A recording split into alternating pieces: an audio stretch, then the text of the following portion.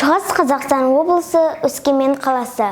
Номері 46 орта мектебінің 3-ші А сынып оқушысы Бейбіт Кәусар Жарқынқызы. Абай Құнанбаев. Қан сонарда бүркітші шығаданға. Қан сонарда бүркітші шығаданға. Тастан түлкі табылар аңдығанға. Жақсы атпен тату жолдас бір ғанибет. Ыңғайлы ақшам кием аңшы адамға. Салаң етіп жолықса қайтқан ізі, сағадан сымпын қағап із шалғанда.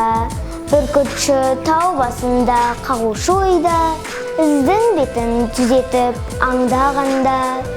Томағасын тапқанда бір қырымнан, қыран құс көзі көріп самғағанда. Төмен ұшсам түлкі өрлеп құтылар деп, қанды көз қайқан қағып шықса аспанға. Көре тұра қалады қашқан түлкі, құтылмасын білген соң құр қашқанға. Аузын ашып қоқақтап, тісін қайрап, ода талас қылады шыбын жанға. Қызық көрер, көңілді болса аңшылар, шабар жерін қарамай жығылғанға.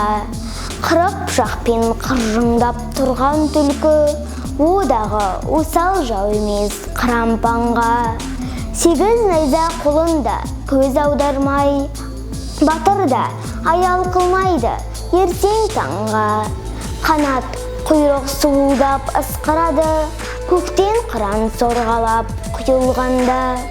Жарқы жұрқ етіп екеуі айқасады, жеке батыр шыққандай қан майданға. Біреу көк, біреу жер тағысы, адам үшін батысып қызыл қанға. Қар әппақ, бүркіт қара, түлкі қызыл, ұқсайды қысса су шомылғанға. Қара шашын көтеріп екі шынтақ, ода бүлік-бүлік етпей ме сипанғанда.